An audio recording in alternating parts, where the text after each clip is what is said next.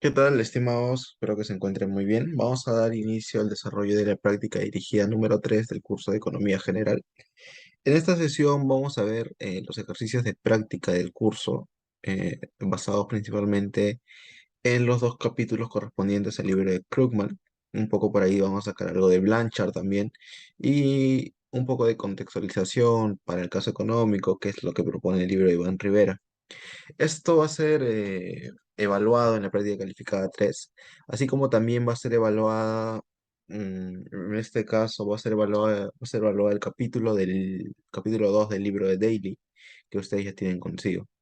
Entonces, lo recomendable es tener claro primero los conceptos teóricos, un poco de qué es la macroeconomía, cuáles son los objetivos de la macro, un poco por ahí qué es lo que hacen los bancos centrales, por ejemplo, cuál es el objetivo, aterrizado con la realidad peruana, que es lo que que deberíamos estar entendiendo lo que deberíamos estar llevándonos del curso. Entonces, primero, los conceptos de la macroeconomía los van a sacar de ambos capítulos de Krugman o de Iván Rivera. Son bastante comunes, solamente cambiando de contexto. Y a partir de ello vamos a hacer un poco de ejercicios prácticos para aterrizar lo que estamos viendo en la teoría. Sin embargo, esos ejercicios prácticos no son ejercicios que se vean en la realidad como tal. Vamos a ver también ejercicios que se ven en la realidad trabajando con base de datos del Banco Central o del INEI, pero ello lo vamos a hacer en la sesión que vamos a tener durante la semana. De tal forma que la sesión de hoy va a ser una sesión netamente práctica con algunos ejercicios, digamos Mickey Mouse, para poder aterrizar lo que hemos hecho.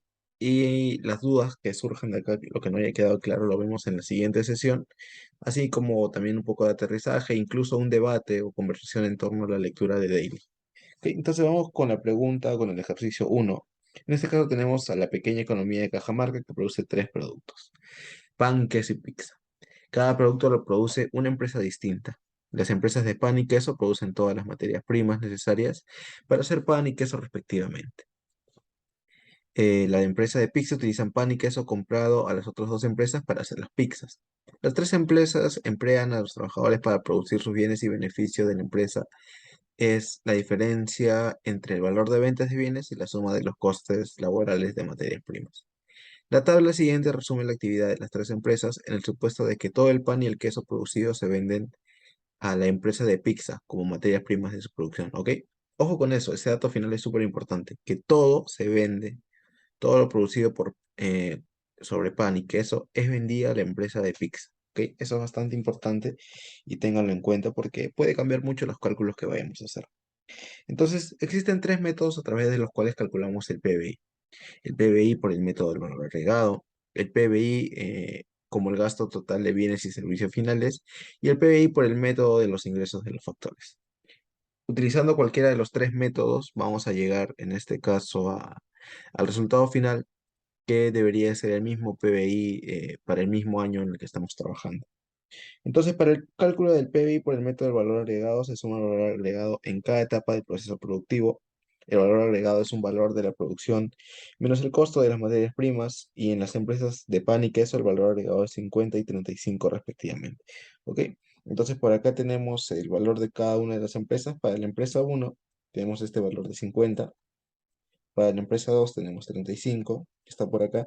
Pero para el caso de la empresa 3 cambia un poco, porque en este caso se le tiene que restar el costo de las materias primas. Ojo, el costo de las materias primas, que son los inputs. En este caso, el costo de las materias primas suma en total por acá 85. Por lo tanto, a este 200 le restamos 85 y el resultado que nos queda finalmente por acá sería igual a 115, lo que tenemos por acá. De tal forma que el valor del PBI termina siendo 200 soles. Listo. Esto es con lo que nos quedamos de momento. Luego me dice el PBI como el gasto total en bienes y servicios finales. Pero ¿cuál es el único bien y servicio final en este caso que tenemos?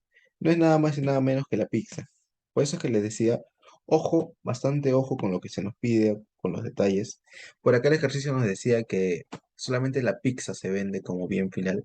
Por lo tanto, ¿por qué? Porque pan y queso son bienes intermedios, pero si me dice que una parte del pan y una parte del queso es destinado a ser bien intermedio y otra parte es destinado a bien final, entonces ahí cambiaría, pero en este caso solamente se utiliza como bien intermedio y por lo tanto el bien final solamente es la pizza, valor de 200 soles, que es lo que tenemos por acá.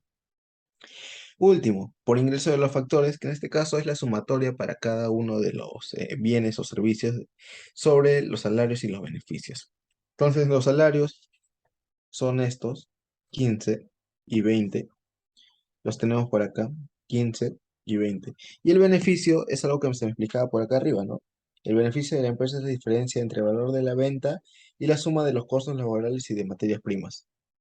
Entonces, para calcular el beneficio tendríamos que restar las 50, 15 y 0, que en este caso sería el valor de 35. A 35 le restamos 20 y 0, que sería el valor de 15. Y a 200 le tenemos que restar 75, 50 y 35, que nos da un valor por acá de, a ver, 75 más 35, 110, más 50, 160, 200 menos 160 es este valor de 40. Y además le sumamos los salarios, ¿no? Es lo que nos dice. De tal forma que sumando y restando todo lo que tenemos es 200, que coincide una vez más con el valor que tenemos. De tal forma hemos encontrado el PBI por los tres métodos. Puede cambiar este ejercicio cuando me dice que en este caso el pan y el queso, una parte es destinada a bien intermedio y bien final, pero la lógica es la misma para ambos casos. Luego, ¿qué más me dice? Pregunta 2. En Paruro se producen tres bienes: computadoras, reproductores de video y radios. La tabla siguiente muestra los precios y la producción de los tres bienes en los años 2002, 2003 y 2004. ¿Ok? Entonces tenemos las computadoras, los videos y las radios. Precio, precio, precio y cantidad, cantidad, cantidad para cada uno. Año 2002, 2003 y 2004. Entonces vemos que los precios van en aumento. Las cantidades también van en aumento. Puede ser porque usualmente vemos que el PBI casi siempre crece, entonces la producción crece. Tiene sentido que crezca la producción, ¿por qué? Porque siempre la población va creciendo también, entonces probablemente haya mayor demanda, siempre y cuando no sean bienes reemplazables, ¿no? En este caso asumimos, vemos los años, tiene sentido que vaya creciendo. Los precios también por un fenómeno que ya conocemos que se llama la inflación. Entonces, ya hemos entendido un poco de lo que está por acá por la tabla. Luego me dice, ¿cuál es la variación porcentual en la producción de cada bien? En este caso, para hallar la variación porcentual, no tenemos que hacer nada más que variación porcentual. Restar el año que quiero, que va a ser el año T, menos mi año base, que sería el T-1, dividido entre ese año base. Y esto me va a dar un resultado que es la variación porcentual. ¿Ok? Y eso de ahí multiplicado por 100, obviamente. Entonces acá tenemos la variación porcentual. En este caso, para las computadoras, vamos a ver las variaciones de cantidades del año 2002 al año 2013. Entonces, queremos ver cómo ha aumentado del 2002 al 2003, así que restamos a este 10.5 el 10, que sería 10.5 menos 10, y lo dividimos entre el año base, que sería el valor de 10, ¿no? Entonces, acá ya tenemos especificado y vemos que aumenta en 5%. Lo mismo para 2003, 2004, y así también podríamos hacer entre 2002 y 2004, ¿no? Entonces, si queremos ver la variación de 2002 contra 2004, lo que tendríamos que hacer sería 12 menos 10 dividido entre 10. Entonces, multiplicado por 100, acá nos queda 2 entre 10 multiplicado por 100. Se va, tenemos una variación del 20%, de 2002 a 2004. Y así sucesivamente para los demás casos, para videos, para radios y, y para las computadoras que ya lo hemos hecho. Lo mismo ocurre en este caso, tenemos por acá la variación de los precios. Entonces, para la evaluación de los precios no es nada más que el mismo procedimiento, un año que queremos evaluar respecto al año base y multiplicado por 100. Es el mismo procedimiento, de esta forma se calculan las variaciones y a pesar de que parezca un proceso que algunos ya sepan, es muy importante en economía porque nosotros queremos ver, a veces nos interesa bastante ver la variación del PBI, por ejemplo, queremos ver cómo cambia el producto total de un año a otro. Pero Acá hay algunos términos que son importantes porque en el PBI metemos tanto un producto entre precios y cantidades. Es decir, dentro del PBI está el factor de precios y está el factor de cantidad para ver el resultado final. Y de hecho lo vemos acá, ¿no? Porque acá me dice el valor de producción, me dice los salarios, la fábrica de quesos, el PIX. Acá tenemos como tal valores en precios. El PBI, por eso siempre se suele decir que está expresado en soles del año 2007, en soles del año 2017. Entonces, o en soles del año actual, por ejemplo, precios corrientes. Acá hay una diferencia importante que tienen que tener en cuenta, que es cuando hablamos entre precios corrientes y constantes, precios corrientes. Acá podríamos hacer una diferencia mucho más clara entre los precios corrientes y los precios constantes. Precios corrientes versus precios constantes. En este caso, cuando hablamos de precios constantes, estamos hablando de un precio fijo, un precio base, por ejemplo, el precio al año, los precios del año 2007. Pero el precio corriente es el precio de cada año. Cuando hablamos de precio corriente, estamos hablando de que cada medición del PBI para cada año va a tener esos mismos precios correspondientes a cada año. Pero en precio constante vamos a medir el PBI sobre la medición de un mismo precio de un año. ¿Y por qué hablamos de esto? Por el fenómeno de la inflación. La inflación lo que suele hacer es inflar el valor de los precios y por lo tanto, al inflar el valor de los precios, lo que también ocurre es que el valor de la producción te va a salir probablemente mucho más alto de lo que debería ser. Te puede salir algo así como en la línea de arriba cuando realmente solamente está creciendo de esta manera. ¿Ok? Entonces, es importante tener en cuenta estas definiciones y estas diferencias porque en este ejercicio lo vamos a ir viendo. Hemos calculado la variación de precios, de cantidades y acá empieza lo que les comento. Cuando hablamos de PBI nominal, hablamos del PBI a precios corrientes, es decir, de cada mismo año. ¿Cuál es la variación porcentual del PBI? No tenemos que hacer mucho por acá. Para ver el valor vamos a multiplicar el precio por la cantidad como tal y multiplicamos cada uno de lo que se ve por acá. Precio por cantidad y nos va a dar un valor. Entonces, teniendo en cuenta el producto de los precios por cantidades, por acá tenemos no, 9.000, por acá tenemos 1.000 y por acá tenemos 30. Entonces tenemos 10.030 en el PBI de 2002 y lo mismo para el PBI 2003 y 2004. O sea, solamente operamos en cada una de las filas. ¿Queremos ver la variación? Lo mismo, cambios, estos cambios que ya hemos estado viendo, es lo mismo, esa es la variación. Pero acá cambia cuando metemos el concepto de calcule el PBI real de Paruro. Entonces acá nos viene el término de PBI real, que es el PBI a precios constantes, es decir, con un año base. Vamos a tomar el precio de un año en particular. Por ejemplo, vamos a tomar el precio del año 2007. Es lo que siempre se suele hacer. O al menos la economía peruana trabaja con los precios del año 2007. Pero acá que me dice, utilice los precios del año 2002. Ok, entonces nos quedamos con los precios del año 2002. Y como vamos a trabajar con los precios del año 2002, si se dan cuenta, mantenemos este precio para todo.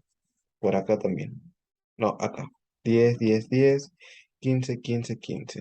De tal forma que calculamos el PBI y nos salen estos resultados que, como les dije, deberían de ser menores a los que teníamos por arriba. Vamos a hacer esa comparación. Y efectivamente, siempre y cuando asumamos que hay inflación, estos valores son menores que los que están por acá. En todo caso, disculpen, son mayores que los que están por acá. Acá también son mayores. ¿Por qué? Porque en los de arriba, en los de acá arriba, no se limpia el fenómeno de la inflación. Pero acá abajo sí se limpia el fenómeno de la inflación porque estamos trabajando con unos precios de un año base. Entonces solamente vemos como tal el aumento en las cantidades y no el incremento en el precio. Y el incremento en la cantidad tiene mucho que ver con el producto, por eso se ve un efecto mucho más limpio. De tal forma que lo que podemos calcular por acá es la variación porcentual del PBI real. Entonces, si calculamos la variación porcentual, evidentemente se ve que es mucho menor que la variación del PBI nominal que tenemos por arriba. Miren cuán grande es el efecto de la inflación, que de 5% en el PBI real pasamos a 17,6 en el PBI nominal. Es un efecto de 12,6% que es totalmente grande. Por eso las comparaciones, hacerlas de esta forma pero el PBI real son mucho mejores. Tenemos un efecto más limpio y realmente vemos el crecimiento del producto. ¿Ok? Y acá mismo introduzco como en comentario, lo que estamos haciendo ahora es de alguna forma deflactar, es decir, quedarnos con con un año base para el precio. Y un fenómeno que también se utiliza es la desestacionalización. ¿Y a qué hace referencia este término? Cuando hablamos de desestacionalización, estamos hablando de quitarle el componente cíclico que tiene, por ejemplo, el PBI. ¿A qué me refiero con esto? Por ejemplo, en fechas navideñas, en diciembre, suele haber mucho más consumo. Asimismo en julio también. ¿Por qué? Porque en Perú pagan la gratificación, porque se suele comprar por que se dan regalos, porque es un fenómeno que ya conocemos que todos los años en diciembre se compran más. Entonces acá también nos da un resultado un poco sesgado, porque vamos a ver siempre estos ciclos. Vamos a ver que el PBI crece de esta manera. Y si nosotros queremos ver un fenómeno más limpio, un crecimiento más limpio, desestacionalizamos y vemos un crecimiento un poco más así. Entonces, eso se llama desestacionalizar, es quitar el fenómeno del componente cíclico que tiene el PBI. No lo estamos viendo mucho en detalle, pero es necesario que lo tengan en cuenta. Es algo que también se suele hacer para ver un componente mucho más limpio del PBI. Listo. Vamos a cerrar con esta parte, diferencia entre PBI nominal y PBI real. Vamos a la última, en este caso, considera una economía que produce tres bienes. Las cantidades y los precios por unidad correspondientes a 2000 son los siguientes. Entonces acá tenemos cantidad y precio, es bastante similar. Y acá me dice, utilice los precios de 2006 como conjunto de precios, en este caso, comunes para calcular el deflactor del PBI. ¿Ok? Calcula el deflactor del PBI. Listo, entonces acá lo que tenemos es que calcular el deflactor del PBI, el cual es la diferencia o el ratio entre el PBI nominal y el PBI real. Tiene sentido porque si movemos esto y ponemos el PBI real por acá y acá ponemos el PBI nominal, acá tendríamos el deflactor del PBI, que en realidad es la inflación. Entonces al PBI nominal estamos quitándole este fenómeno inflacionario y nos quedamos solamente con el PBI real, ¿no? Porque en el PBI nominal, acuérdense que tenemos un crecimiento un poquito más grande por la inflación. Entonces, si acá le quitamos la inflación, se va y nos queda solamente el PBI real. Entonces, acá tenemos el deflactor del PBI, calculamos esta diferencia. En este caso, para 2006, como es el mismo año base, va a ser 100, pero para el año 2017 sí cambia. ¿Ok? Entonces el PBI nominal de 2007 es 40.000. ¿Y cómo calculamos el PBI nominal de 2007? Con los precios del mismo año, de 2007. Pero el PBI real de 2007 es menor, es 31.000. ¿Por qué? Porque acá estamos trabajando con los precios de 2006. O sea, la cantidad de 2017, que sería Q 2017, y el precio de 2016. Entonces, ¿cómo sería? Sería 12 por 2000, sería 6 por 1000 y 1 por 1000. Entonces acá tenemos 24, 1, 2, 3, acá tenemos 6, 1, 2, 3 y acá tenemos 1, 1, 2, 3. Entonces tenemos por acá 31.000, que coincide con este valor calculado. Entonces el deflactor del PBI es 130. Así, si es que queremos calcular la inflación, lo que vamos a hacer es la diferencia entre ambos deflectores de cada año. 130 menos 100 entre 100 y la inflación total fue de 30%. ¿Ok? Hemos calculado como tal el efecto del precio dentro de este trabajo que estamos haciendo. Podemos comprobarlo de otra forma también. En este caso tenemos ambos precios, podemos ver los incrementos del precio de cada uno y ponderarlo, pero de este momento, por este momento lo vamos a hacer así. Luego me dice utilice los precios de 2007 como conjunto, se hace lo mismo y vemos la inflación entre 2006 y 2007, pero trabajando con otros precios base. En este caso los precios bases de 2007. ¿Ok? Y luego, ¿por qué son diferentes? ¿Cuál es lo correcto? Acá me dice, porque se usa un año base diferente. Ambos son correctas, solo que el cambio en los precios hace variar el resultado. Listo. Utilicen los precios de 2006 como conjunto de precios comunes para calcular el índice de precios al consumidor. Calcula el IPC de 2006 y 2007 y la tasa de inflación entre 2006 y 2007. Ok, entonces vamos a calcular el índice de precios. Para calcular el índice de precios, lo que vamos a hacer nosotros, mm, a ver, en este caso, que me dice calcule de 2000 y la tasa de inflación entre ya. Partimos por cómo calcular la inflación. Usualmente, lo que se suele publicar, el INEI suele publicar un indicador que se llama el índice de precios al consumidor. Esto lo publica de manera mensual. Tiene un año base, que es diciembre del 2021, y ahí toma el valor de 100. Y a partir de ahí, a enero de 2022, por ejemplo, puede ser que haya sido 101.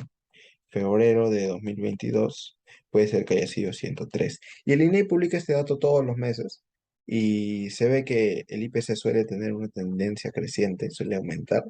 Y conforme suele aumentar este valor, es que se pueden calcular variaciones. Y esta variación que se calcula es la inflación. Lo que solemos ver en las noticias, la inflación fue de 10%, 15%, 9%, es el cálculo de la variación interanual. Por ejemplo, la variación existente entre por acá pongámosle noviembre del 21, que ha sido menor que 100, por ejemplo 99, y noviembre del 2022, que digamos que por acá ha sido 120. Entonces la variación entre esto, que sería 120 menos 99 entre 99 por 100, nos da un resultado, y ese resultado que nos da, ese porcentaje que sea, es en este caso la inflación. Eh, supongamos que sale 10%, no tengo el cálculo ahora, pero esta de acá sería la inflación que tenemos para el caso de noviembre de 2022 y es lo que solemos ver en las noticias, ¿ok? Entonces acá tenemos también los IPCs calculados y a partir de los IPCs, si se dan cuenta, calculamos la tasa de inflación. Pero acá ya tenemos el IPC anualizado, o sea, el valor resultante de todo el año. ¿Y cómo calculamos el IPC? Pues en este caso sobre los valores de nuestra tabla, para el año 2006 nos sale 100. ¿Por qué? Porque es nuestro año base. Pero para el siguiente año, si vemos cambios, lo único que estamos haciendo en este caso es mantener nuestros precios constantes, ¿ok? Los precios se mantienen constantes. Lo que sí cambia, a ver, 10 4 10 4 10.000, 2.000 2.000 3.000 2.000 3.000 2.000. No, no, no, sorry. O sea, nosotros queremos ver el IPC, o sea, la variación en los precios. Entonces, tiene sentido que lo que mantengamos constantes sean las cantidades y lo que variemos sean los precios, para poder ver este IPC, índice de precios al consumidor. Es decir, ver cómo cambian los precios. Entonces, lo que vamos a hacer es mantener constantes las cantidades. Por acá tenemos 10, 10, 10, 10, 4, 4, 4, 4, 1000, 1000, 1000, 1000. Ok, entonces 10, 4 y 1000. De tal forma que lo que hacemos es IPC es igual a nuestro eh, precio en el año cero dividido entre el precio del año cero multiplicado por qué, por acá, por la cantidad en el año uno entre la cantidad en el año cero. Todo esto acá con una sumatoria aplicada para cada caso. Del uno al caso que sea al final, que sería probablemente el caso n, vamos a ponerle. ¿Ok? Entonces así calculamos nuestro IPC. Precios constantes, lo que cambia son las cantidades, todo con sumatoria. Entonces acá vemos que los precios se mantienen constantes y cambia la cantidad de 2.000 a 3.000, que es el cambio que vemos por acá. De 2.000 pasa a 3.000. ¿Ok? Y así sucesivamente, que ojo que me hizo utilizar precios de 2006. Entonces así calculamos nuestro IPC, vemos las variaciones y tenemos estos resultados, 100 y 132, y calculamos las variaciones para cada caso. Entonces, ojo con esa fórmula que les he dejado del IPC, que es súper importante, cómo calcularlo. IPC, hay varias formas, pero no vamos a quedar solamente con esta. Tenemos la cantidad cero, en este caso, sobre cantidad, tenemos precio y acá tenemos precio. Entonces, ¿qué era lo que manteníamos constante? 10, 4 y 1000, lo que mantenemos constante son las cantidades. Cantidad, cantidad. Pero lo que cambiamos son los precios, ¿ok? Entonces, los precios sí es lo que van a cambiar y a esto le aplicamos una sumatoria y de i igual a 1 hasta n. ¿Ok? Y así nos queda nuestro IPC y así calculamos para cada uno de los años que nosotros queramos. Este es el IPC del año 1, por ejemplo. Y si fuera del año 2 sería lo mismo. IPC del año 2 es igual sumatoria n y es igual a 1, Q0, Q0, precio 2, precio 0. Dependiendo del año base que tengamos. Acá tenemos como año base 0, ¿no? Entonces, listo, así calculamos el IPC y las variaciones del IPC nos dan la inflación. Finalmente, tenemos por acá, supongo que el deflactor del PBI de un país extranjero en 2007, que usa como año base 2016 es 120. El tipo de cambio es 3, calcula el tipo de cambio real. Acá solamente multiplicamos el 3 por 120 y lo dividimos entre 130 y obtenemos este resultado que es 2,77. Ok, entonces también tenemos las diferencias entre el tipo de cambio nominal y el tipo de cambio real y todo lo que tiene que ver con el deflactor. Sabemos qué se refiere a hablar de términos nominales y términos reales para cada uno de los casos. Y con esto creo que hemos aterrizado en ejercicios lo que han visto ustedes en la teoría, en los libros, y en la sesión podemos desarrollar una parte más de consultas.